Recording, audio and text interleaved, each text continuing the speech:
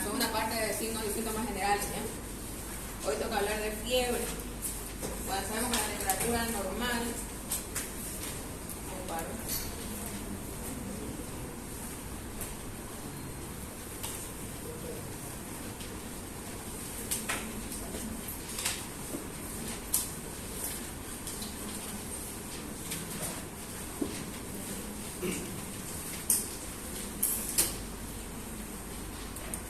entonces la temperatura normal del cuerpo humano refleja el equilibrio entre dos procesos opuestos, ya un equilibrio que depende de la producción de energía en forma de calor por los tejidos vivos, como por ejemplo los músculos internos, los músculos, el hígado, los órganos internos, y por último la pérdida de esta al medio ambiente a través de la emisión de rayos infrarrojos y la transferencia de energía de la piel y los pulmones. Entonces esas son las principales fuentes de pérdidas que tenemos de temperatura, ¿ya? A través de la piel, la sudoración, y los pulmones a través de la respiración.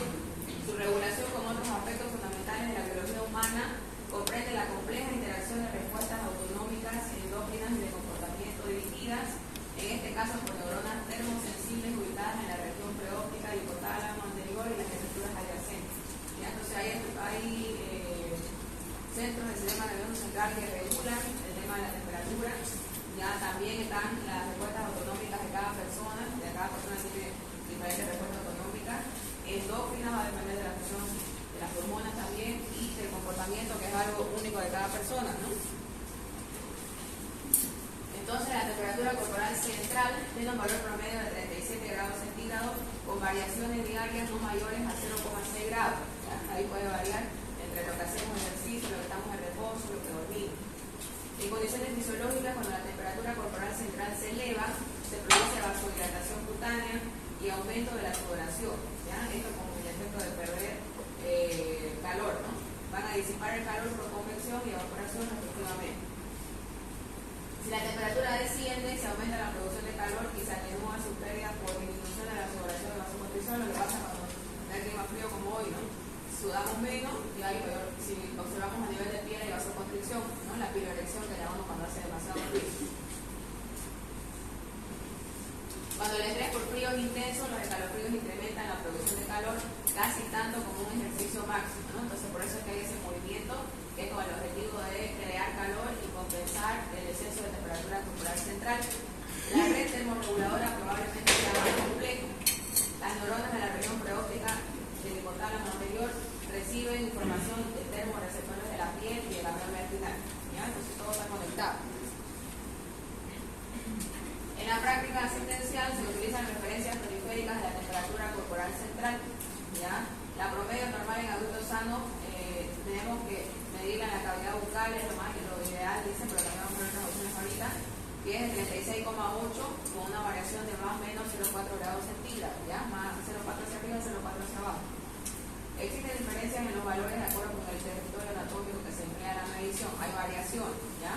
Así la temperatura rectal es 0,3 grados centígrados superior a la obtenida en el mismo momento en la cavidad oral, un poco más caliente, ¿no? Y esta a su vez excede en 0,6 grados a la registrada simultáneamente en la axila. Entonces la axila es la temperatura más baja que podemos tomar. Y vamos a ver después que es la menos exacta. El término fiebre define a la elevación, ya vamos a definir fiebre, ¿ya? ¿Qué es la fiebre? La elevación regulada de la temperatura corporal por encima de los valores normales, mayor a 37 grados si tomamos en la cavidad oral, debido a la reprogramación de los centros termorreguladores hipotalámicos, y todo esto va a responder a mensajeros. ¿Se acuerdan? A nivel de biología había mensajeros, ¿no? Como la citocina que decimos ahí, en respuesta a un estímulo pirogénico, ¿ya? Un estímulo que va a generar, que va a estimular pero va a empezar esta señal, ¿no? Exógenos generalmente, como son, por ejemplo, podemos poner las bacterias, ¿no? Capaces de producir calor. En función del ritmo circadiano sabe qué es, ¿no? Es el que nos regula el tiempo entre día y noche, ¿ya? Deben considerarse como fiebre los registros matinales durante la mañana mayores a 37,2 y los registros repetidos en la tarde mayores a 37,7, ¿ya? Aquí tenemos que tener en cuenta también algunas enfermedades infecciosas que se van a manifestar con alzas térmicas matinales como alzas térmicas vespertinas, ¿ya? Eso también hay que tener en cuenta. El paciente le dice: tengo fiebre, doctora, lo primero, en qué momento del día o con qué predominio horario, ¿ya? Y lo anotan ese aspecto. sea matinal, sea vespertino o sea nocturno. Eso les va a orientar bastante a su diagnóstico. Cuando la fiebre es muy elevada, mayor a 41.5 grados, se le designa como hiperpirexia, ¿ya? Muchos dicen la fiebre igual que hiperpirexia, no, la hiperpirexia tiene sus valores únicos, como es mayor a 41 grados, 41.5 grados centígrados, ¿ya? En la fiebre la temperatura corporal se eleva como resultado de una respuesta homeostática intacta, ¿ya? Sabemos que la homeostasis es un equilibrio, pero mediado por muchos factores, ¿no? Los pacientes mayores, los que tienen un deterioro de la función cardíaca y los que están en shock, tienen a tener una temperatura corporal más baja que los adultos jóvenes, ¿ya?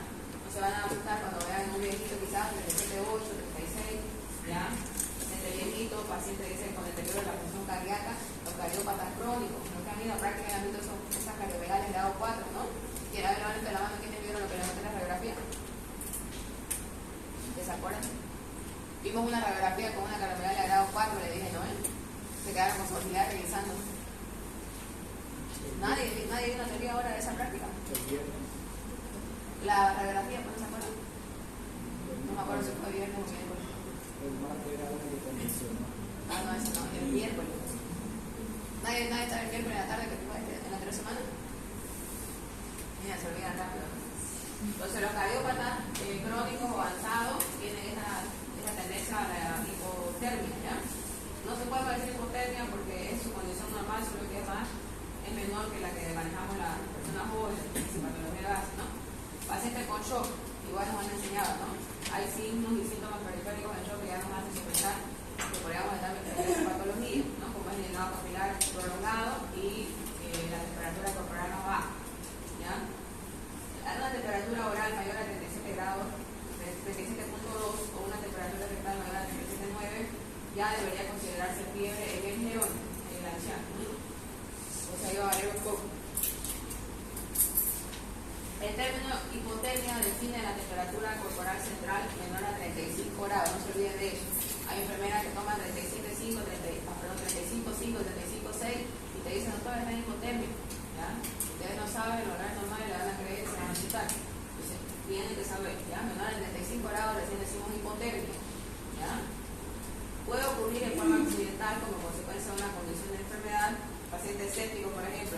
La sepsis genera mucho estrés, ¿no? A nivel celular. Entonces, la temperatura se prioriza o la circulación se prioriza hacia los órganos nobles, ¿no? Como el cerebro, hacia el pulmón, el riñón. Entonces, todo lo que es periférico a nivel de la piel va a haber descenso de la temperatura, menor irrigación, ¿ya? Igual el shock, que es una etapa más avanzada de la sepsis. El linfedema es una patología igual por glándula tiroidea, que por un edema especial que vamos a ver después, ¿ya? Es un edema duro, se dice, actúa como un aislante, entonces la temperatura baja también, ¿ya? También el consumo de drogas como el alcohol, los psicofármacos como el anestésico y la marihuana, ¿ya? Todo esto va a producir disminución de la temperatura a nivel periférico. Hablando de fisiopatología, entonces la fiebre no es nada más que una respuesta adaptativa normal del cerebro, estereotipada, quiere decir que está bien programada, ya está grabada la forma que va a ocurrir, siempre de la misma manera, independientemente del desencadenante mediada por una cascada de citocina. Quiere decir que empieza una y va conectando con otra y van haciendo así como una estira de conexión, ¿ya? Prostaglandinas también están interviniendo acá y producidas por múltiples procesos que generan inflamación, ¿ya? La fiebre no solamente va a ser provocada por infección. A ver qué se le ocurre, qué más puede provocar fiebre, levanten la mano. Cáncer. El cáncer, ¿qué más? ¿Qué otra cosa creen que produce fiebre que no sea un agente infeccioso? Las enfermedades autoinmunes. ¿Qué más? A ver, levanta la mano. Fuerte. Los fármacos, ¿no? Hay algunos fármacos que producen fiebre. ¿Qué más? Las drogas. Que vienen a hacer lo mismo que el fármaco, ¿no? ¿Qué más? El ejercicio. El ejercicio. No llega al rango de fiebre, pero aumenta la temperatura, ¿no? Ya. Todo eso, hay muchísimos factores que te producen fiebre, ¿ya? Administrar un medicamento de forma rápida puede generar fiebre también, ¿ya? Por eso cuando yo tengo pacientes a veces que ya otros parámetros infecciosos, por ejemplo, una infección urinaria, y ya están con otros parámetros infecciosos en descenso, ¿ya? Por ejemplo, la PCI que llamamos, que vamos a ver después, la BCG, los leucocitos, los neutrófilos están en descenso todo y hace un aparente pico febril. Primero consultamos cómo fue la velocidad de difusión, si no se inició un fármaco nuevo, si el paciente no se automedicó con algún otro fármaco, la familia no le trajo algo, las alergias también hacen fiebre, ¿ya? Entonces todos esos aspectos tienen que investigar. La capacidad de elevar la temperatura corporal en respuesta a un estímulo inflamatorio no es patrimonio exclusivo del ser humano, ¿ya? La respuesta febril se pone en marcha cuando agentes externos al huésped que reciben el nombre genérico de pirógenos exógenos, pirógenos externos, ¿no? Porque también vamos a ver pirógenos internos, lipopolisacáridos genotóxicos de los bacilos gram negativos, por ejemplo, de las bacterias gram negativas, ¿no? Exotoxinas del Streptococcus aureus, ¿ya? Son parte de las bacterias que van a estimular la producción de fiebre. Producidos en un foco infeccioso, estimulan la síntesis y liberación de la circulación de las proteínas inflamatorias, las citocinas que decíamos, de bajo peso molecular y corta vida media intravascular llamada citocina, ¿ya? Entonces, ¿por qué corta vida media? Porque ya solamente tiene ese rol, ¿ya? Ir a estimular el centro de la fiebre que veíamos en el hipotálamo y la región preóptica, ¿no? Una característica de las bacterias es que producen fiebre alta, ¿ya? Para que no se olvide. Si ven una fiebre de 39-40 grados, siempre piensen que puede ser una etiología bacteriana, justamente porque veíamos que parte de su pared y sus exotoxinas estimulan muy rápidamente la fiebre, ¿ya? Si ven una febrícula o un paciente no tiene fiebre pero tiene otros rangos de infección, normalmente piensen en virus, ¿ya? Es un aspecto que se repite muchas veces. Las citocinas pirogénicas circulantes establecen la comunicación biológica entre el sistema inmune y el sistema nervioso central, ya están conectados. Probablemente sean incapaces de atravesar la barrera hematoencefálica. Algunas infecciones virales del sistema nervioso central que inducirán la síntesis local intracelular, obviamente, de citocinas patogénicas por las células gliales y algunas neuronas, ¿ya? A nivel de cerebro, no sé, las citocinas son producidas en las células gliales y también algunas neuronas especiales, ¿no? Los mecanismos termorreguladores involucrados en la génesis o en el inicio de la fiebre son los que el ser humano no febril utiliza para mantener la temperatura corporal normal en un ambiente frío, ¿ya? Entonces, lo único que hacen es estimular que podemos decir así, se reduzca la pérdida de calor, ¿ya? Y eso es lo que nos va a generar fiebre. Componentes de la fiebre, ¿ya? Entonces, hay a nivel de otros sistemas signos que también nos van a hacer dar cuenta que podría tratarse de una fiebre o podemos hacer el diagnóstico diferencial con otra causa. Síntomas autonómicos, vasoconstricción cutánea, ¿ya? Por eso que ustedes van a ver a veces piroerección, ¿no? Como respuesta a esa vasoconstricción. Con derivación de flujo sanguíneo en estructuras profundas, lo que les decía, ¿no? Se va a priorizar la circulación sanguínea hacia estructuras nobles, órganos nobles, como el cerebro, el riñón, que trabaja, ¿no? con la bulimia. Entonces, disminución de la sudoración, ese paciente va a estar totalmente seco, ¿no? Deshidratado, por eso se dice. Taquicardia, si ustedes le toman el pulso o expulsan a nivel de las áreas cardíacas, van a ver que hay aumento de la frecuencia cardíaca. También en cierto momento va a ser hipertensión, ¿ya? Por eso cuando la enfermera o alguien diga paciente de hipertensión, descarten fiebre, descarten dolor primero, cuando eliminemos esas dos cosas, recién pensemos que podría tratarse de una hipertensión como tal, ¿ya? ¿Por qué? Porque vean que la fiebre produce aumento de la presión que puede ser transitorio, ¿ya? Ustedes controlan la fiebre, bajan la fiebre y desaparece la hipertensión. Endócrinos metabólicos, va a haber un aumento de la secreción de glucocorticoides, ¿ya?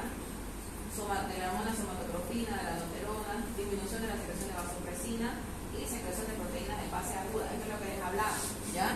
Hay dos proteínas de fase aguda que nos van a hacer dar cuenta de que estamos frente a un proceso inflamatorio y también nos permite monitorizar la evolución del paciente, como es la PCR, la proteína C reactiva, ¿ya? Son reactantes de fase aguda.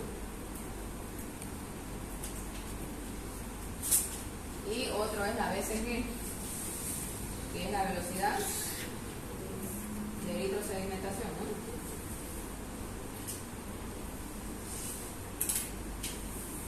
Entonces, si ustedes, por ejemplo, están frente a una infección, una neumonía, y ya están en su cuarto día de antibiótico, ven que no ha hecho fiebre, el elaborama les muestra que no hay leucocitosis, no hay neutrofilia, puede guiarse en estos dos laboratorios, ¿ya? La BCG y la BCG, que ellas nos muestran el grado de inflamación. Ya no nos dice si es bacteriano, no nos dice si es viral, pero nos muestran el grado de inflamación, ¿ya? No se olviden de esas dos que muchos se olvidan de pedir, son baratas, son sencillas, son rápidas y nos orienta muchísimo.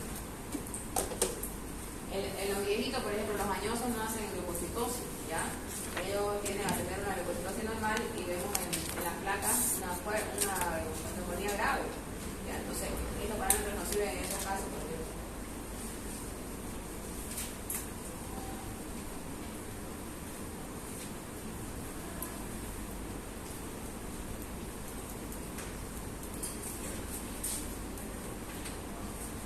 De comportamiento vamos a ver que el paciente va a presentar escalofrío muchas veces, búsqueda de ambientes cálidos, anorexia, que es la disminución de la gana de comer, ¿no?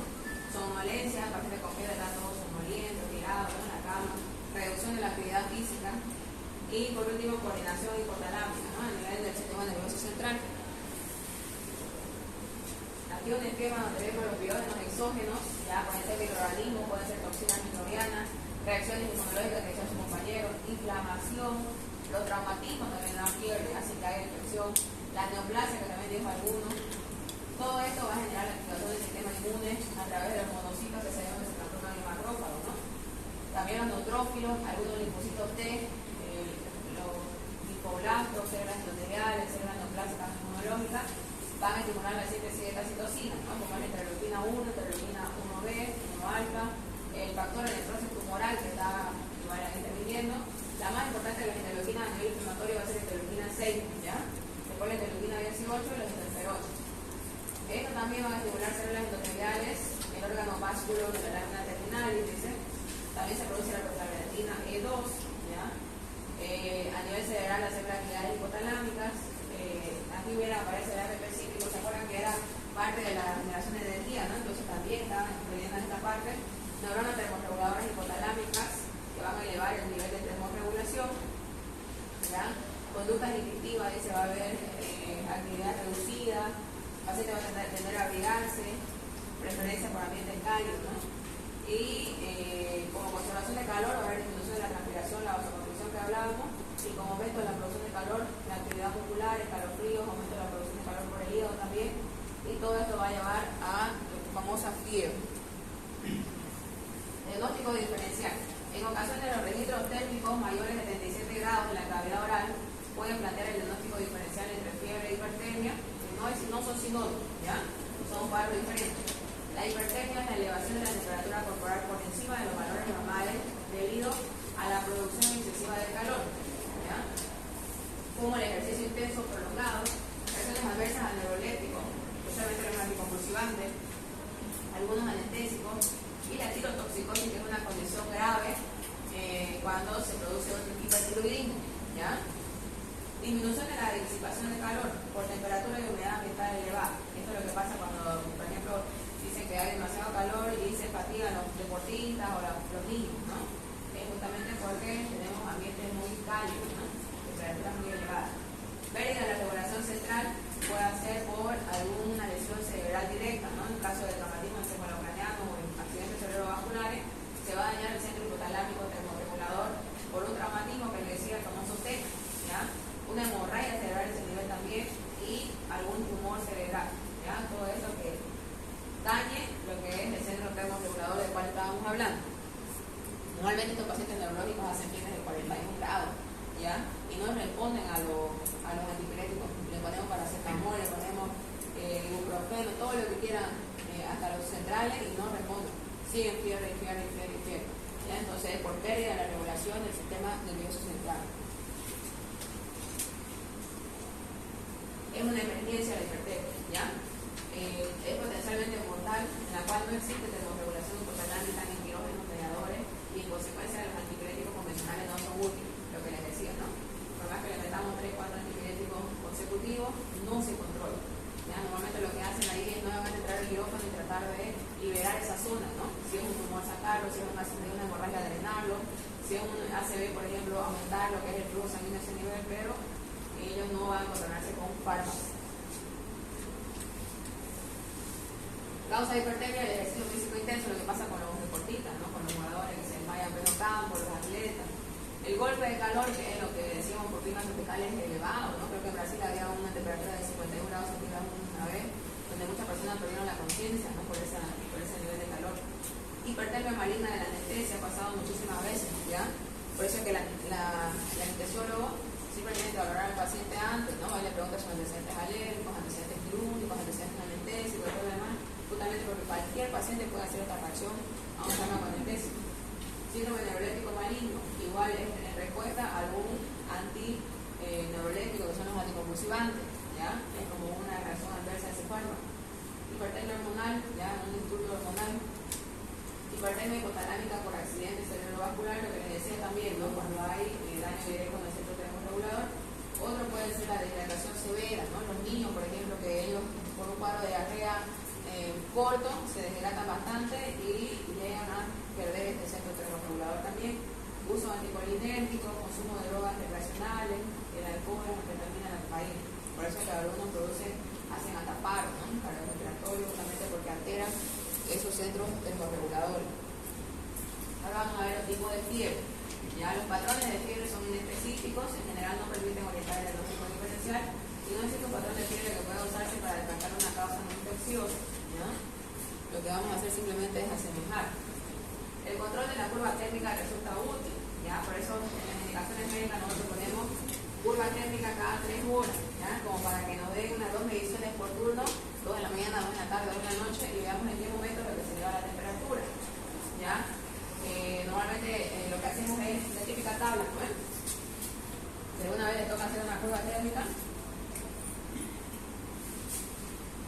ahí empezamos de 35, 35,5, 35, 36, 36,5, ¿ya? Y ahí, por ejemplo, 8 de la mañana, de cada 3 horas, 11 de la mañana, sería 3 de la tarde, 2 de la tarde,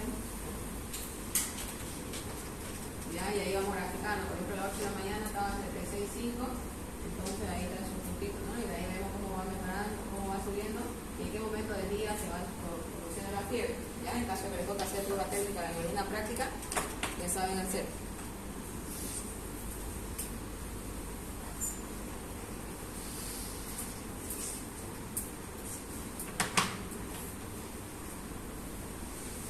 Dice, entonces la prueba térmica es útil en la evaluación del tratamiento también. ¿Ya? Ahí vamos a ver si disminuye los picos febriles, si baja su nivel hasta donde suben, la desaparición de la fiebre, que se llama el periodo de efervescencia, indica una buena respuesta terapéutica. ¿Ya? Por eso nos digamos, paciente febril, normalmente el criterio de alta, para que no se olvide, es afebril durante 48 horas.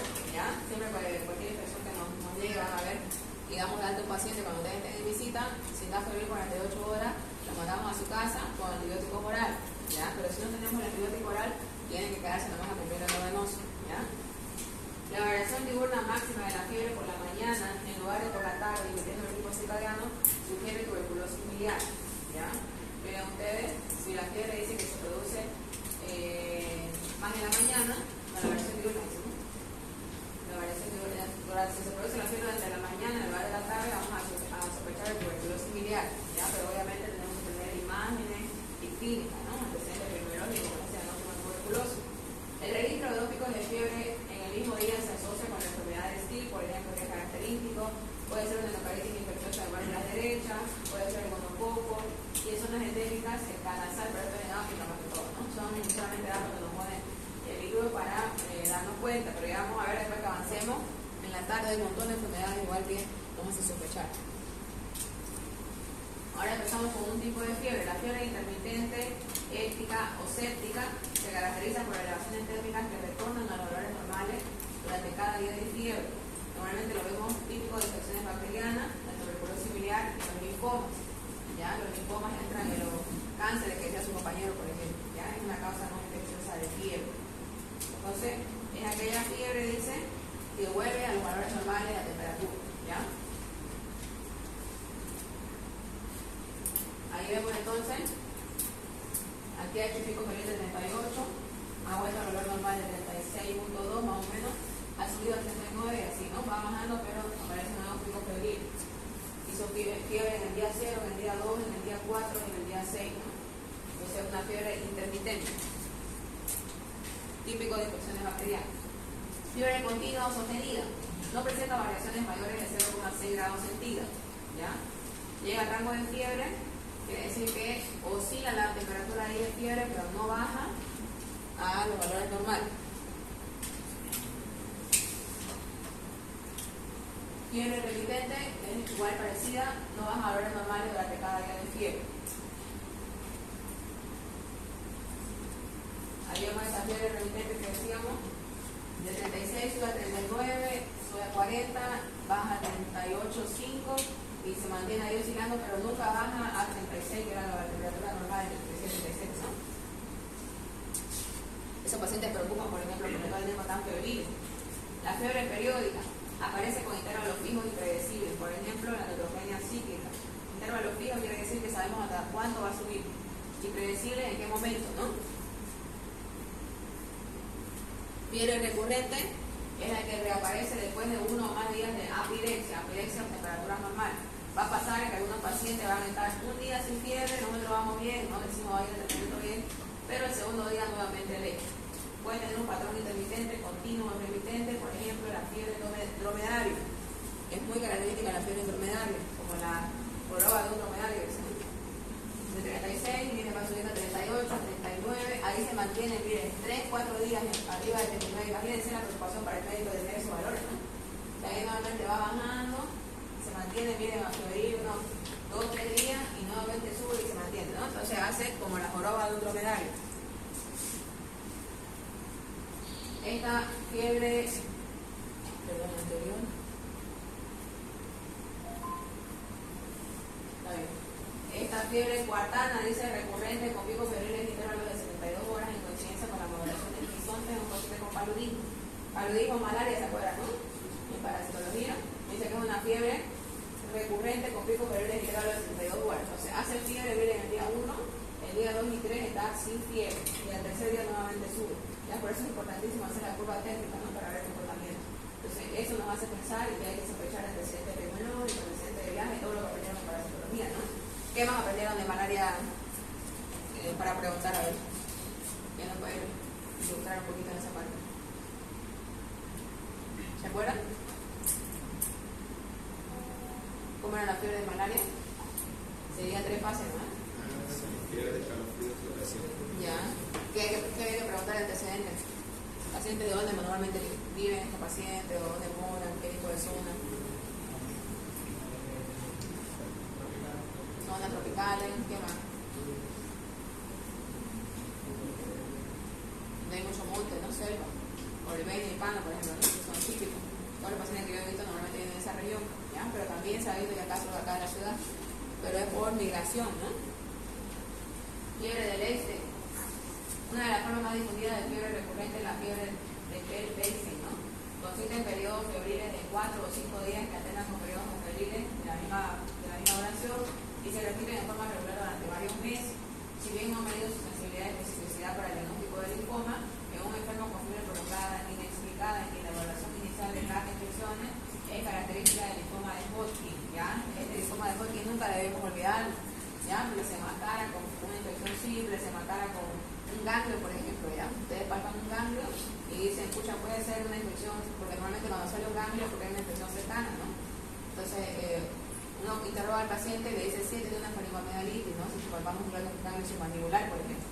Palpamos un ganglio inguinal, sí, es cursado con una uretritis, pero ese ganglio no persiste, ¿ya? No desaparece. Y sigue la fiebre, entonces, tienen que sospechar siempre de ese linfoma, ¿ya? Es bastante frecuente. Y normalmente no se llega al diagnóstico porque no se sospecha, ¿ya? Entonces siempre piensan que podría ser un linfoma Hodgkin.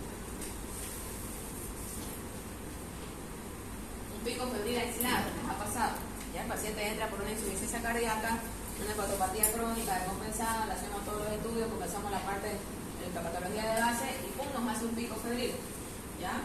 Aislado quiere decir que es solo, ¿no? Que desaparece sin tratamiento, por lo general no tiene trascendencia clínica. ¿A qué creen que se debe este pico febril aislado? A ver qué piensan.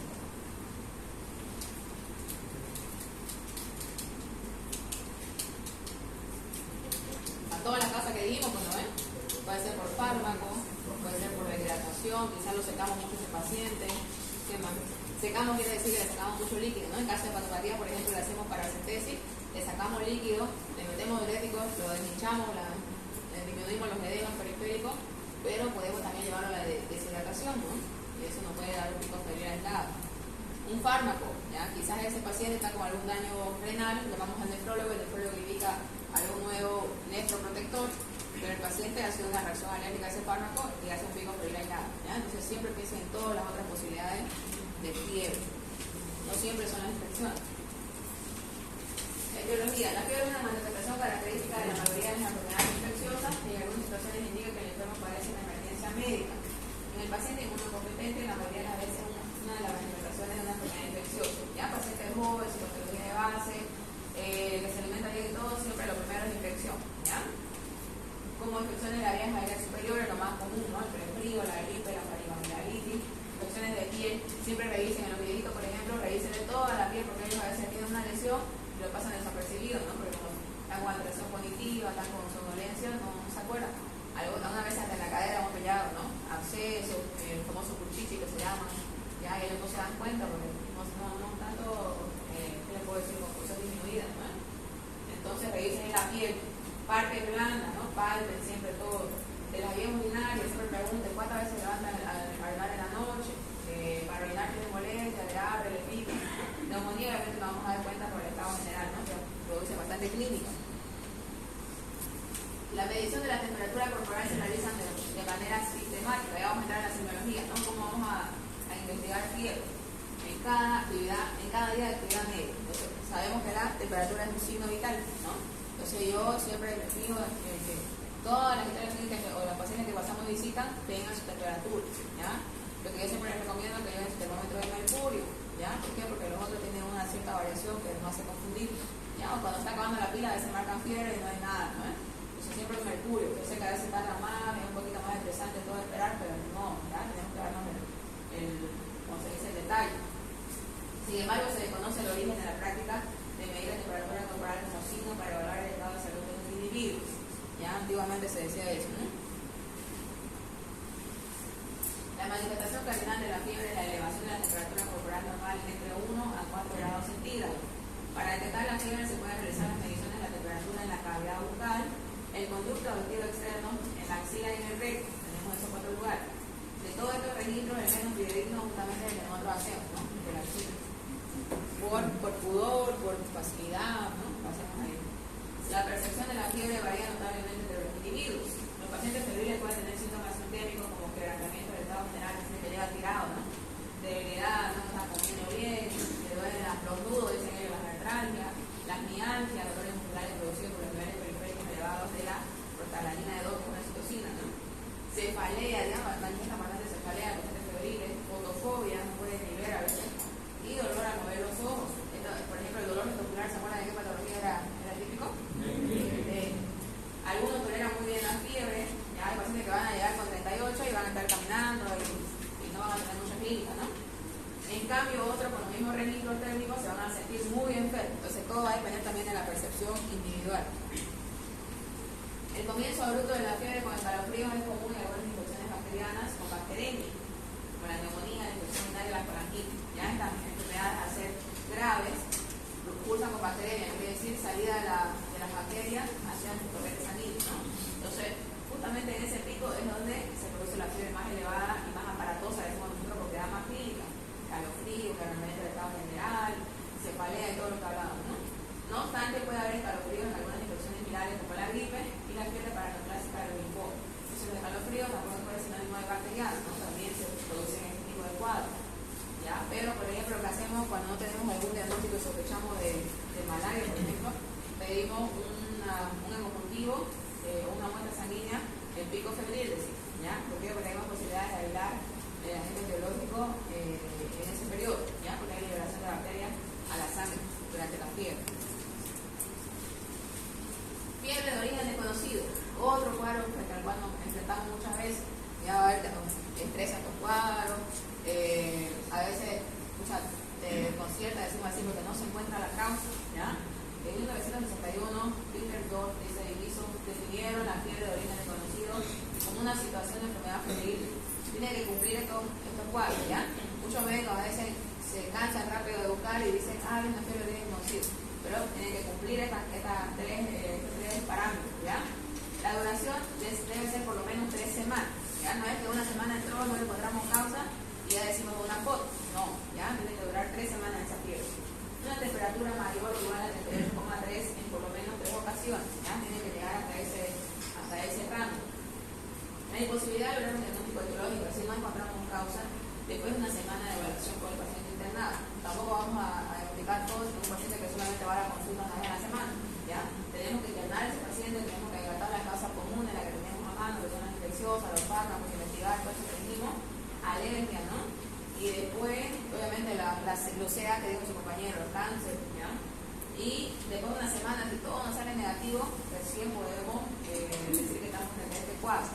No se olviden entonces los 3 parámetros. La anamnesis concienzuda, entonces tenemos que sentarnos y preguntar todo, ¿ya? Hábitos de vida, por eso la importancia, todo quiero que se lleve esa historia clínica que les estoy dando en las prácticas, ¿ya? Si pueden dejarlo donde don Alfredo le diga mucho, para que hagan directamente con su formulario, ¿ya? Hay que hacer una buena anamnesis, ¿no?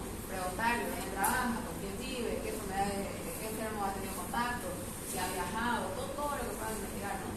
El examen físico completo y reiterado, es decir, no solamente lo que dicen una vez, vuelvan a revisar cuando vaya el paciente, tóquenle todo lo que les decía, ¿no? Ganglio, revisen cadera, revisen la planta de los pies, boca, muchas veces nos olvidamos de la boca, como no decimos eso, forma parte del dentista, lo pasamos por alto, ¿no?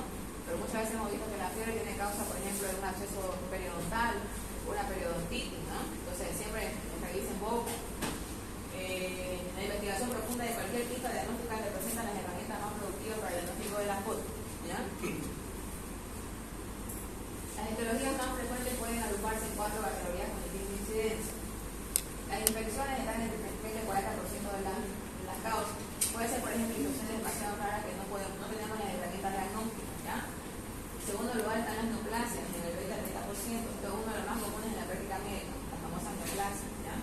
Enfermedades del colágeno, como son las enfermedades autoinmunes, ¿ya? En el 10 a 20%. Siempre piensen en el lupus, lo que les decía, ¿no? Otras patologías desconocidas en el 15 al 20%, ¿ya? Entonces, más o menos así se descubren la causa del COVID, ¿ya? Infecciones, obviamente, es por falta de recursos diagnósticos, ¿ya? Va a pasar en que el hospital no tiene más recursos, el paciente no tiene recursos y no logramos hacer un buen diagnóstico en la parte infecciosa, ¿ya? Neoplásico, a ver, porque no lo pensamos, ¿ya? Pero lo que nos digamos ahí es, por ejemplo, por la edad, ¿ya? Si es joven, cáncer de mama, cáncer ginecológico, ¿no? Si es mayor, ya pensamos en cáncer, puede ser cáncer de piel, cáncer de colon, que es lo más frecuente, o cáncer de gástrico, ¿no? Siempre piensen en todas esas posibilidades. Aquí es un cuadro entonces de causas de fiebre de origen desconocido clásico en adultos. Infecciones, la famosa tuberculosis, ¿ya? Va a haber tuberculosis que no nos van a dar clínica, ¿ya? Van a dar, el paciente no va a tener tos, no va a tener exploración, pero va a presentar fiebre, ¿ya? Biliar o extrapulmonar. Lo único que vamos a ver es el pupilado que vemos en las tomografías, ¿no? Muchas veces algunos pacientes tienen algo tan sutil, podemos decir así, que no nos hace pensar, pero ante la falta de causa podemos atribuirla ahí, ¿no? Abscesos abdominales o pelvianos. Algunos abscesos se esconden de la ecografía, por eso siempre pedimos tomografía con contraste, ¿ya? Tomarlo de esto que por el alto costo a veces los pacientes no lo pueden realizar, ¿ya? También esta tomografía con contraste tenemos que hacerlo informar por el imaginólogo, que es un gasto extra para el paciente, algunos no pueden, ¿no? ¿Por qué? Porque el imaginólogo va a ver todo lo, ¿qué les puedo decir? El video, la tomografía, todos los cortes y todo lo demás, y ahí van a poder sospechar o encontrar acceso, ¿ya? Endocarditis infecciosa es una patología igual que si no lo sospechamos no la vamos a encontrar, ¿ya? ¿Cómo vamos a identificar endocarditis? Escuchando los soplos, ¿ya? Escuchando los ruidos cardíacos, detectando soplos. Cualquier soplo nuevo se dice que puede ser causa de endocarditis, ¿ya? Más aún en los pacientes que tienen factores de riesgo, como por ejemplo los que tienen vías centrales, los que tienen catéteres de hemodiálisis, algún proceso, una cirugía odontológica que se haya realizado, una prótesis dental, ¿no? Todo lo que vaya a drenar ahí. Osteomelitis, otra patología que igual es muy aparatosa, muy grave, ¿ya? Y que a veces es difícil diagnosticar, ¿ya? Tiene que pensar, por ejemplo, el paciente que haya sufrido traumatismo por arma blanca, traumatismo por accidente de tránsito, ¿ya? Infección del tracto urinario, bueno, esto es poco frecuente, podría ser por un agente poco común que no se aísle en los cultivos, ¿no? Que es lo que tenemos más a mano. Y frecuente tenemos la mononucleosis infecciosa, una patología viral, infección por citomegalovirus, sinusitis, fiebre, tifoidea, acceso dental y periapical, lo que les decía, ¿no? La parte odontológica. Neoplasia, entonces no se olviden del linfoma de Hodgkin y no Hodgkin, la leucemia que normalmente no da muchos signos cursan con fiebre al inicio, ¿no? Carcinomas renales, metástasis hepática, sarcoma de Kaposi, neurodiplasia, cáncer de pulmón, mama, estómago y el famoso mixoma auricular, que es el cáncer de corazón, ¿no? Tumor de corazón. Enfermedades de colágeno, la enfermedad de Still, que vamos a ver después, arteritis de células gigantes, polineasia traumática, patologías autoinmunes, ¿no? Y otras causas, no se olviden de los fármacos. Cualquiera, independientemente del tiempo de utilización, nos puede producir fiebre. Todo va a depender del sistema inmune de la persona, ¿no? Enfermedad inflamatoria intestinal, sarcoidosis, enfermedad trombofólica venosa, miren, hasta las trombofólicas dan fiebre, ¿no? Los colitis, hematomas intraabdominales o retroperitoneales, los sangrados, fiebre facticia, feocromocitoma, este es un tumor de glándulas suprarrenales, igual que da fiebre, tiroiditis subaguda, hipertiroidismo. Sabemos que hipertiroidismo, el paciente tiene mayor temperatura que la normal, ¿no? También puede llegar a con fiebre. Fiebre mediterránea familiar, que es una enfermedad hereditaria, y el síndrome de fatiga crónica. Entonces, es variada la etiología, ¿no? ¿Qué exámenes complementarios podemos hacer en este caso?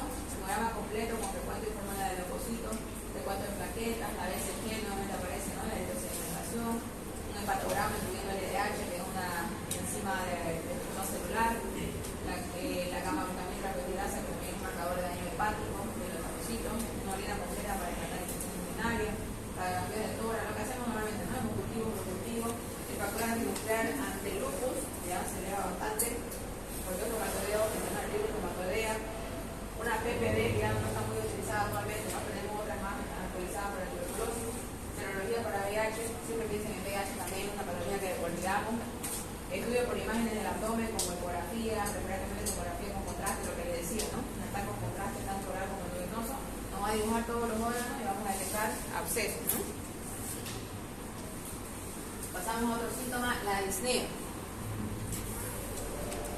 Significa dificultad en la respiración, ¿no? Es un síntoma que puede ser definido como la conciencia de respiración desagradable y laboriosa, secundaria al incremento del trabajo respiratorio. En primera instancia, se va a producir una sensación que no es más que un estímulo transmitido a través de neuronas aferentes hacia los centros reguladores del sistema nervioso central. Ahí vemos causas de disnea, puede ser por aumento de los requerimientos ventilatorios en el ejercicio, en acidosis, en hipoxemia, en embolias pulmonares, anemia. Por un aumento del esfuerzo necesario para superar las resistencias de la vía aérea, en caso de que haya obstrucción, ¿no? En hojas bronquiales, en EPOC, fibrosis química, en obstrucción con cuerpos extraños en los niños, por ejemplo, es muy frecuente, que se traga todo, ¿no? Aumento del esfuerzo necesario para detener el pulmón en la caja torácica, en enfermedades infiltrativas pulmonares, edema del pulmón cardiogénico, la cistocoliosis, que es una deformación de la columna vertebral, el derrame pleural, los neumotórax. También la parte neuromuscular, como la poliomielitis, lesiones medulares, la hernia gravis, síndrome de Guillain-Barré, alteraciones psicológicas también tienen que ver acá, que modifican el umbral de percepción consciente, como la trastornos de ansiedad, nunca olviden la ansiedad, y los ataques de pánico, ¿no? Ante situaciones específicas. Luego de detectado el síntoma debe establecerse la magnitud, ¿ya? Y para ello es útil el uso de escala de las que existen diferentes orígenes y con usos variables. Esta es una muy utilizada, ¿ya? De acuerdo al nivel de ejercicio que produce la disnea. Grado 1 produce caminar deprisa en un terreno plano o subiendo una cuesta ligera. Grado 2, caminar en un terreno plano al paso normal de otras personas. Grado 3, solamente por pararse a tomar aire al caminar en un terreno plano al paso normal. Y grado 4 es la falta de aire con solo vestirse o levantarse de la cama. ¿Ya? Entonces, de acuerdo a eso nos vamos a ir guiando el grado de disnea. Disnea aguda puede ser evaluada siempre como una situación de urgencia, ya que en la mayoría de los casos puede existir un riesgo de vida. Disnea crónica se presenta con un tiempo de evolución de semanas a meses y en general es un motivo de consulta programado en los consultorios médicos. Causa de disnea crónica, la famosa EPOC, muy frecuente la EPOC, las tabatitas crónicas, ¿no? Insuficiencia cardíaca crónica, enfermedades cerebral pulmonares, que son las famosas fibrosis pulmonares, la obesidad también es causa de disnea, enfermedades neuromusculares que hablamos de mialgia, ¿no? Anemia y ansiedad. En la anamnesis entonces vamos a diagnosticar la etiología de la disnea, ya que en la mayoría de los casos se puede obtener solo de la historia clínica, ¿ya? Solo haciendo la historia clínica. ¿Qué pregunta tenemos que hacer? ¿Cómo comenzó? ¿Ya? ¿Qué estaba haciendo? Se levantó de la cama, se estaba vistiendo, ya se fatigó, caminó un terreno plano, caminó una cuesta arriba, subió la grada para ir al cuarto piso, ya eso son uno de los caracteres. ¿Cómo evolucionó? Normalmente lo que hacen cuando se fatigan es se sientan, ¿no? Entonces dicen, doctor, yo me senté y me pasó. Pero hay otros que van a decir, me senté, estuve 10 minutos ahí tranquila y no me pasa ahorita, ¿ya? ¿Con qué frecuencia aparece? ¿En qué momento? Entonces esto me pasa cada vez que vengo y subo las 4 gradas, los 4 pisos del módulo, ¿ya? ¿Y en qué momento? Cuando termino de subir, ¿no? ¿Qué causa de la desencadena? Puede ser alguna que la desencadena, por ejemplo, un examen, ¿no? O la desencadena en la ruptura amorosa, ¿no? La acrecientan, la aumentan o la alivian. Me aumenta el que me dé más tarea o me alivia el, no sé, el hacer reposo. Existen síntomas acompañantes, normalmente la disnea viene con tos, viene con cefalea, viene con mareo, ¿no? Y de acuerdo a eso te va detectando las causas. Anótese cuando tengan pacientes con disnea, ¿no? Ortopnea es la disnea que aparece cuando el paciente adopta la posición del cúbito supino, acostado en cama, ¿no? El paciente presenta a los pocos minutos de acostarse dificultad respiratoria que lo obliga a permanecer sentado o aumentar el número de almohadas para poder descansar. Suele aparecer cuando todavía está despierto y se debe al fracaso del mecanismo de Starling, ¿se acuerdan del mecanismo de Starling? Antes del desplazamiento del pool sanguíneo, o sea, de la reserva sanguínea de los miembros inferiores y del abdomen que se van hacia el tórax y que ocurre normalmente en posición horizontal, ¿ya? Entonces la ortopnea es la idea del cúbito que decimos, cuando se echan los pacientes, ¿ya? Por eso una pregunta que hacemos, ¿usted duerme con almohada? ¿Con cuántas almohadas? Hay pacientes que se ponen 3 almohadas para justamente evitar la ortopnea, ¿ya? Siempre duerme semisentado. Entonces ese es un parámetro que preguntamos en los cardiópatas, por ejemplo, ¿ya? Disnea parasítica nocturna. Es la aparición de disnea generalmente por la noche. Despierta al paciente, lo obliga a levantarse y a sentarse en la cama para poder respirar. Es característica de la enfermedad cardíaca avanzada y se asocia con elevación de la presión capilar pulmonar. Durante la noche el volumen sanguíneo total puede aumentar por reabsorción de edema. Durante la noche dice que van a reabsorber ese edema, va a ir justamente a la parte pulmonar, ya a la zona de declive, que va a producir la disnea, ¿no? Trepopnea es la disnea que se manifiesta en el decúbito lateral, ¿ya? También es poco frecuente y se debe a las enfermedades bilaterales del tórax que deterioran la ventilación-perfusión, ¿se acuerdan, no? En un determinado decúbito como un gran derrame pleural. Los típicos son los derrames pleurales. El paciente se acuesta sobre el derrame, ¿por qué? Porque el otro pulmón queda libre y puede hacer el efecto vicariante, ¿no? En cambio, si se echa sobre el pulmón sano, el enfermo va a ir a apretar el pulmón sano y va a disminuir la ventilación y va a producir la trepopnea, ¿ya? La disnea es la disnea que aparece al ponerse de pie y que cede en el decúbito dorsal. Se asocia con el fenómeno de ortodesopsia, se presenta en algunos casos de mixoma de la aurícula izquierda o en el síndrome de paro pulmonar de pacientes cirróticos, ¿ya? Esto pasa, dice, al ponerse de pie. Otro síntoma, la tos. La tos es el síntoma más frecuente en patologías respiratorias, se produce por estimulación de receptores periféricos situados en la mucosa nasofaríngea o traqueobronquial, en la pleura y en el tejido pulmonar. Entre todas las causas se debe mencionar, dice, por su frecuencia, la EPOC, ¿ya? Siempre la EPOC es la más frecuente, la bronquitis, el enfisema, el asma, la bronquiectasia, la de origen tumoral infeccioso y como equivalente de disnea cardíaca también. Puede ser irritativa, seca, a veces sofocante, blanda o productiva, ya hay que preguntar las características de la tos, por eso hicimos la mnemotecnia, ¿no? De seca, de pica la garganta irritativa, ¿no? Sofocante quiere decir que no para esa tos a la que tienen que expectorar o tienen que, no sé, hacer otro estímulo para que paren. La tos pintosa, se han escuchado, ¿no? Acceso de tos frecuente que dura mucho tiempo. Blanda y productiva que tose y bota bastante crema, ¿ya? El golpe de la tos es seguido de la eliminación de expectoración normalmente, ¿no? Pero hay tos que no botan nada, dicen los pacientes. La tos ciega que acompaña a la disnea se puede ver en el asma, ¿ya? Frecuente del asma. La bronquitis como componente obstructivo, la pleuritis, las embolias pulmonares, la tuberculosis y la insuficiencia cardíaca izquierda. La tos productiva ya se debe más a patologías respiratorias, ¿no? Como la bronquitis crónica y la bronquiectasia. En esta la cantidad de expectoración es mayor y suele asociarse a episodios de hemoptisis, ¿ya? Por el esfuerzo que se hace, sale también sangre, ¿ya? Días de sangre. Otro síntoma o signo, la cianosis. Es la coloración azulada de piel mucosa. Es un signo cardinal en la definición de retorno con oxigenación tisular, ¿ya? Tiene que ver justamente con la oxigenación de los tejidos. Se Se desarrolla cianosis cuando la concentración absoluta de hemoglobina es reducida, es de 5 gramos sobre decilitro o mayor en la sangre capilar. Este hecho indica un defecto en el transporte de oxígeno. Ahí vemos la famosa cianosis, ¿ya? Muy marcada. La coloración azulada característica de la cianosis puede presentarse en alquimia y se debe al depósito cutáneo de sales de plata, una intoxicación ¿ya? En los pacientes que ingieren de manera prolongada medicamentos que las contienen. Cianosis central es universal y puede observarse mejor en los labios, como nota, labios, regiones malares, la lengua, la mucosa bucal, sobre todo la mucosa sublingual. Y la cianosis periférica abarca regiones acrales, se aprecia en las manos, en la planta de los pies, los dedos, los dedos fingales, la piel de las regiones rotulianas, de los tobillos, no afecta a la mucosa, mejora con el calor o el masaje, una vez se le hace un poco de masaje en el corte, pero no aparece acompañada por porfiruria ni enteropatia y no se modifica con la administración de oxígeno. Ya la periférica no se va a modificar aunque la administremos oxígeno. Otro es el edema. Se ha definido como la acumulación excesiva de fluido, líquido, agua, sal en las células, tejido o cavidades celosas del cuerpo, y por cierto, el uso de este término también es habitual fuera de la medicina clínica en la ciencia biológica para describir el fenómeno a nivel histológico. Conviene recordar que el agua total corresponde al 60%, ¿se acuerdan de fisiología, no? Y el espacio extracelular que baña las estructuras celulares comprende el 45% de esa agua total, ¿ya?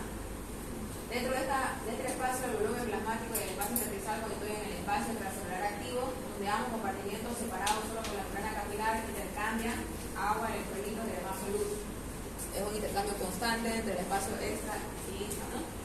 El líquido intersticial, que comprende aproximadamente el 20% del agua corporal total, es un ultrafiltrado de plasma con libre difusión de agua y electrolitos a través del capilar, que solo impide el paso de proteínas plasmáticas. Ya esto es lo normal. El líquido intersticial debería ser el 20% de todo. El estudio de la fisiopatología del edema comprende la revisión de las fuerzas que operan primariamente en el desplazamiento de los líquidos a través del espacio vascular, que mueven el espacio vascular, y el intersticial que estaba entre la célula y el vaso sanguíneo, ¿no? A través de la membrana capilar, que era la ley de Stark.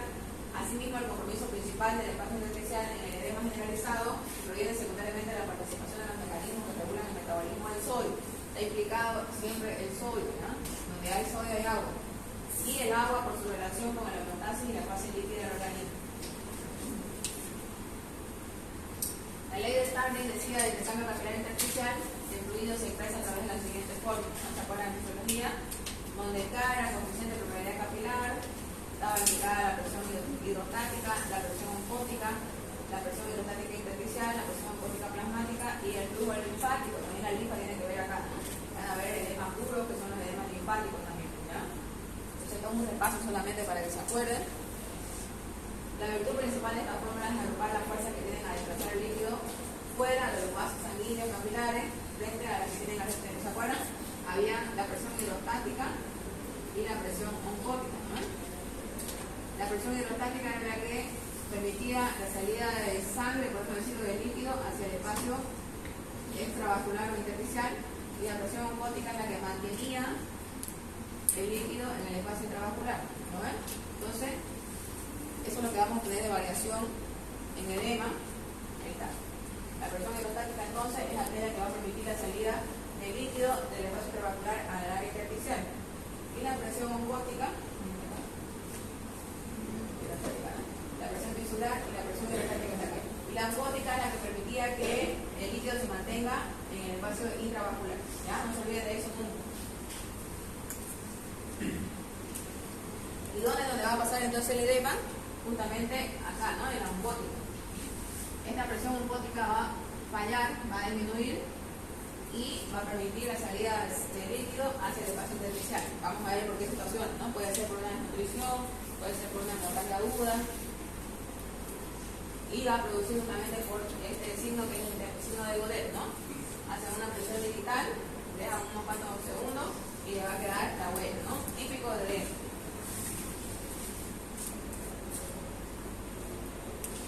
semiología. El examen en la piel del tejido celular subcutáneo como parte de un examen físico ordenado debe incluir la búsqueda de sitios donde es posible detectarlo de forma primaria. Cuando el paciente camina, normalmente se lo buscará en los pies y las piernas, en las áreas de declive, sobre todo en las zonas de los maleolos, se ponen los tobillos y las adyacencias, ¿no? Donde más se hincha, lo primero que se hincha. La presencia de edema provoca un cambio en el contorno usual de la zona anatómica. En estos sitios en los que existe un plano rígido óseo cercano, es decir, debemos revisarlo siempre donde hay un hueso profundo. La impronta del dedo, es decir, la huella del dedo,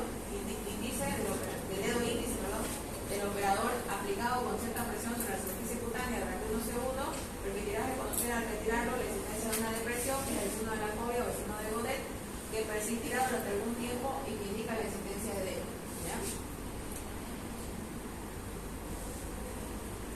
La magnitud del edema se puede medir por el grado de depresión que pueda provocarse y el tiempo de recuperación de la forma normal anatómica.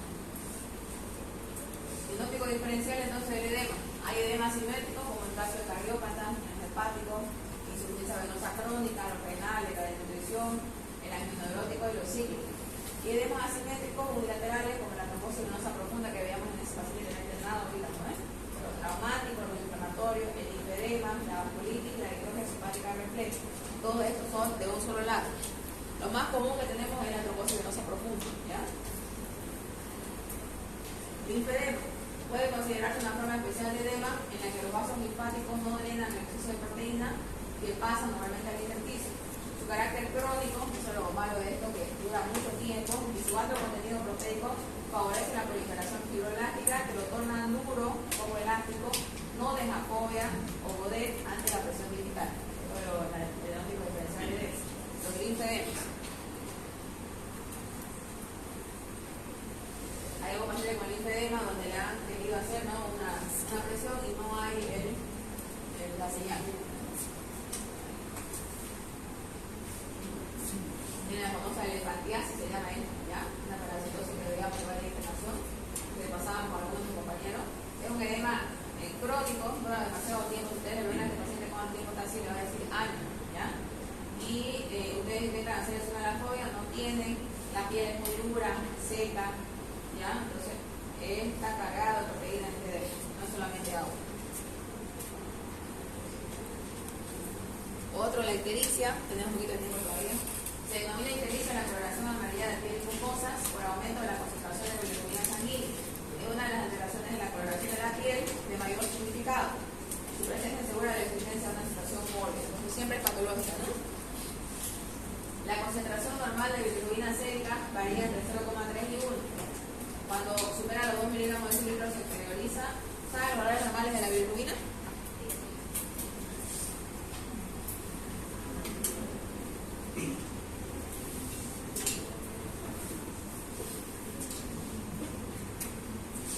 Entonces la bilirrubina total, hay una bilirrubina directa y una indirecta, ¿no? Entonces normalmente decimos que la total es 1, para que no se confunda, ¿ya?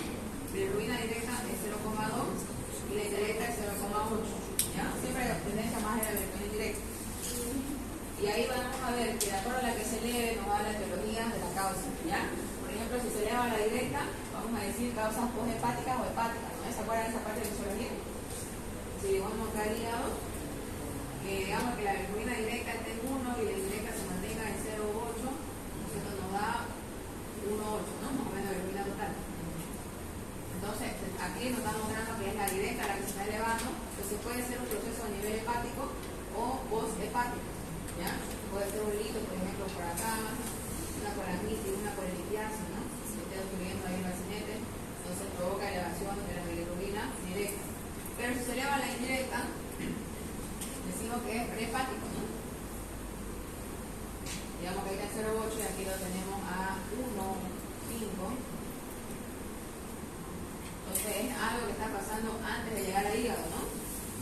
Puede ser la famosa malaria, ¿has escuchado? ¿No? Que produce destrucción de los glóbulos rojos antes de llegar al hígado, la famosa hemólisis, que son de biología autoinmune, lupus, por ejemplo, ¿no? Toda causa que se destruya los glóbulos rojos antes de llegar al hígado, ¿ya? Esa más o menos una, para que vayan entendiendo. Ahorita solamente vamos a realizar ictericia, ¿ya? Porque este ya es otro tema.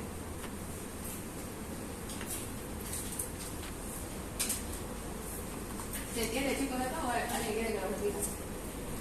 O estamos yendo muy rápido, ¿qué dicen? Está bien. ¿Está bien? Todos están en sintonía, ¿no? Sí. Bien. Si hay alguno que no entiende, levante la mano porque lo que nunca quiero es que se queden con dudas. Sin miedo, porque si no entienden acá, difícilmente lo van a entender solo, ¿no? Sí. Es una pregunta más que todo una curiosidad. A ver. Está mencionando en la estampillas hay excepción de producción de proteínas que la prensa genera. No de producción, no, de salida de proteínas del espacio intravascular al intersticial. Pérdida de proteínas en otra palabra. Su tratamiento de esta sería quirúrgico. Hay drenaje linfático, puede ser como masaje solamente, o también quirúrgico de otro grado. Y también se es producida por esa parasitosis, ¿se acuerdan la filariasis que le comentaba, ¿no? En una práctica lo hemos hablado.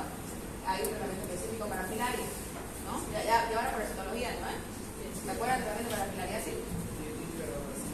De tironormacina, ¿no? Bien. ¿Nombre comercial de ese han leído? Yo tengo un paciente entrenado, los que han ido a prácticas han visto, ¿no ven? Un paciente que entró como una celulitis en el miembro inferior derecho, pero ya ha recibido un montón de antibióticos empíricos de amplio espectro y no hay respuesta, ¿ya? Y el edema se está tornando así como el que vimos, un edema duro sin poder. Entonces estamos pensando que pueda tratarse una filariasis de ese paciente porque viene de una zona, ¿qué le puedo decir?, alejada de la ciudad, ¿ya? Entonces, por eso le comentaba justamente de ese caso. Volviendo a ictericia, entonces, dice que solo el 70-80% de los observadores detectan ictericia, ¿ya? Hay que ser bien, ojo clínico se puede decir cuando está empezando, con valores de bilirrubina de 2 a 3 miligramos, ¿ya? Normalmente empieza primero las escleras, ¿no? Había un paciente ictérico, ¿ya? Una coloración amarillenta de la piel, ¿ya? Ahí no vemos los ojitos todavía. Diagnóstico diferencial de la coloración amarilla, entonces, ictericia y bilirrubinemia mayor a 2, no se olviden de esa edad, ¿ya? Si estamos con 1,5, 1,8, todavía no nos va a dar ictericia a nivel clínico, ¿no? Pseudoictericia, tenemos, miren, las hipercarotinemias, por alguna alimentación con exceso de esa composición, ¿ya? Fármacos también nos pueden dar ictericia, ¿ya? Por ejemplo, ahí nos entra uno frecuente que yo utilizo, por ejemplo, en el hospital son los antituberculosos, ¿ya? La rifampicina nos va a ver cierto grado de ictericia, ¿ya? Insuficiencia renal crónica y neoplasias avanzadas. Nos puede dar una coloración, un tinte medio amarillento, pero son una pseudoictericia, ¿ya? El paciente con ictericia plantea un desafío de diagnóstico interesante y trascendente. En la actualidad es posible realizar el diagnóstico etiológico con certeza en más del 90% de los casos. Para ello es necesario relacionar los datos obtenidos de la anamnesis, los laboratorios, especialmente observadores de tema laboratorio, los métodos por imágenes invasivos, especialmente la ecografía. Si es a nivel hepático, la ecografía no va a dar bastantes datos, ¿no? Como a ver si hay hepatomegalia, si hay más bien un hígado pequeño, si hay litos, si hay tumores hepáticos, si hay, por ejemplo, obstrucciones también a nivel hepático, ¿ya? Los estudios invasivos y endoscópicos también nos van a ayudar. La edad y sexo. Antes de los 30 años, la causa más común de ictericia es la hepatitis viral, ¿ya? ¿Quién no ha tenido hepatitis viral? O ha visto, ¿ya? La famosa que los niños se ponen amarillos cuando están creciendo, ¿no? Y puede ser por la hepatitis A, lo más común que es por alimento. Después de los 50 años ya predomina la famosa litiasis, las piedras, los líquidos, ¿no? El cáncer de páncreas, nunca se olviden el cáncer de pacientes añosos, de la vía biliar, cirrosis alcohólica, otra causa frecuente del promedio, ¿no? Por los alcohólicos, la cual es más frecuente en hombres, lastimosamente, ¿no? Hábitos tóxicos. Los hábitos sexuales como la promiscuidad, la homosexualidad y la bisexualidad nos pueden dar este tipo de patologías, ¿no? La drogadicción siempre debe evaluarse también, no hay que olvidarse de la drogadicción. La ingesta de medicamentos hepatotóxicos. Una gran cantidad de fármacos van a causar ictericia por diferentes mecanismos, por lo cual nunca podrá omitirse la pesquisa de este antecedente, incluida la hierba medicinal, ¿ya? Aunque diga que las hierbas son naturales, que son para mejorar, que te ayudan, no sé qué, igual se ha visto casos de intoxicación o casos de hepatitis, porque esto se llama las intoxicaciones folclóricas, ¿ya? Ese es el diagnóstico cuando llega el paciente tomando hierbitas, que dicen. Exposición y contacto. La anamnesis deberá precisar riesgos laborales, como los trabajadores de puestos de sangre y secreciones, que somos los trabajadores de salud, ¿no? Tratamientos odontológicos, antecedentes transnacionales, antecedentes de contacto con pacientes ictéricos, también casos de hepatitis, historia de viajes recientes y exposiciones a tóxicos ambientales. Esto, por ejemplo, la profesión hay que preguntar siempre, ¿no? Hay pacientes que trabajan en industrias, en el parque industrial, que están en contacto con toxinas, ¿ya? Igual es un antecedente importante.